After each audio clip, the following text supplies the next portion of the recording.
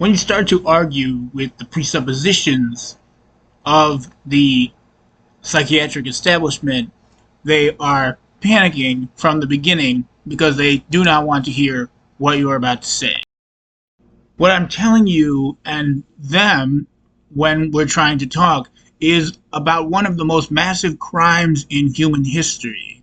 And it is literally hurting their brain and causing an egotistical pathological reaction wherein they try to cover up the problem by forcing behavioral drugs on someone who obviously knows what is in their political interest more so than the psychiatrist, who seems to be totally apolitical and have no no historical education whatsoever.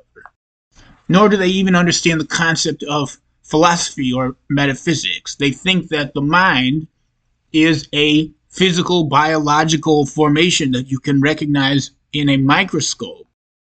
All that they are recognizing is that the person is exhausted, tired for some reason. You could be tired for whatever reason. It doesn't necessarily mean that you know anything or have any political grievances against the government.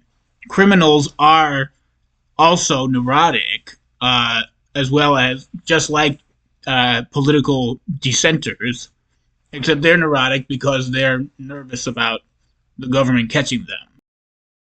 When you start to argue with the psychiatrist, I'm completely exploding his universe because he's not being intellectually honest, because he's not saying to the public what he's trying to do.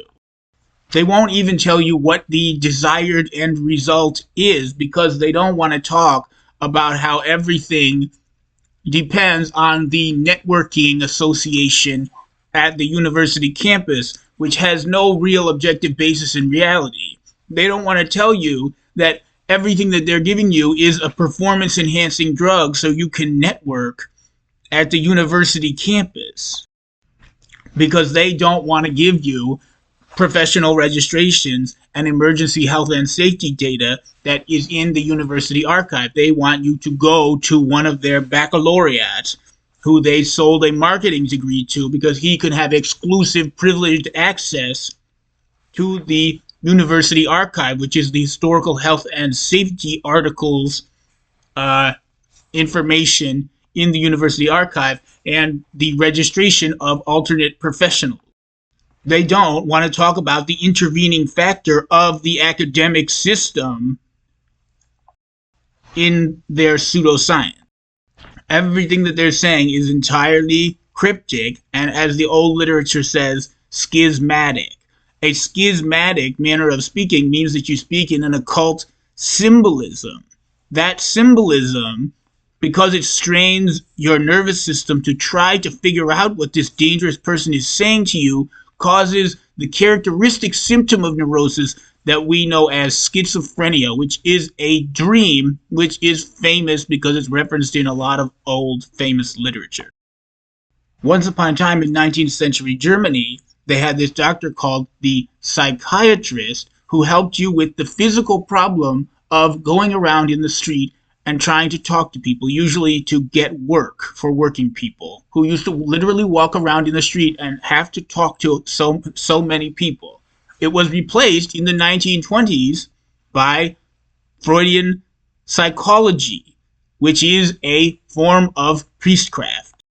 Psychology is religion, as the founders of the United States Constitution refer to religion as remedial schooling. They mean generally forced disciplinary remedial schooling, especially wherein someone is detained. That is why they are referencing it first and foremost among the rights established and ordained at the highest level of American law. There is no medical science at work.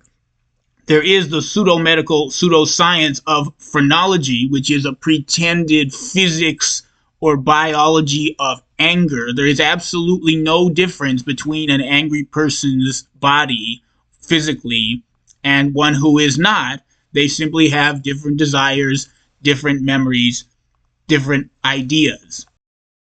And these phrenologists in addition to randomly accosting people with a neurosis entirely caused by they themselves, telling people that they're going to die of neurosis, or by the fear of them randomly accosting you, they are also helping real criminals escape justice by claiming that idiocy or ignorance is a physical disease, as if there was a physical difference between a criminal and a good person, other than the fact that the criminal may or may not be nervous and the good person may or may not be nervous, which is not an objective difference. Again, they don't even seem to understand what the concept of psychiatry is, which is a pretty much defunct German science from the late 19th century, where they used to give people amphetamines, uppers, to wake you up. This is not a person who would have tackled you at all, except in as much as it is confused by a pseudo-scientific phrenologist with psychology. Psychology is religion. It is remedial, philosophical, mental education. Psychiatry is a German word referring to the medical problem in the nerves, which was considered a disability because people had to go around talking in conversation in person with other people in the late 19th century in the street. Because they had to physically go around talking to people, they were given uppers, amphetamines, that wake them up and allow them to have lots of conversations in the streets, which is absolutely not a serious medical problem or something that would be worth the risk in modern times when you can easily just use your computer and wait for the nervous agitation to go away. Not only is the phrenologist, calling himself a psychiatrist, obviously mentally retarded by the fact that he is obviously just sitting there terrorizing the subject while you're trying to talk to him. He keeps on trying to scare you so that you don't say all of these obvious incriminating truths about his intellectual frame of reference. But he is obviously shielding real criminals from prosecution and making them into psychopaths by claiming that they're going to die of a disease that is not a disease and is not even serious at all and is nothing to worry about, called neurosis. That they're going to somehow die of a psychiatric disorder which consists of nothing but being tired because you're mad or agitated for whatever reason. Insanity is the fear of neurosis. There is no reason to be afraid of a little exhaustion that makes you have a funny, characteristic dream. Criminals are attacking people because they feel dishonored, because they are egotistically unable to accept the fact that they got a little neurotic. And because the psychiatrist is telling them that if you get neurosis, you're going to somehow magically die from it. Even though it's the most minor medical problem in the world, then it goes away in 2 hours if you go home and stop trying to talk to people in the street. In effect, what this sectarian religious pagan group who claims to have a licensed monopoly on all things mental and philosophical, what they are saying is that you have a disease called having a fucked up mentality, being an idiot and an ignoramus.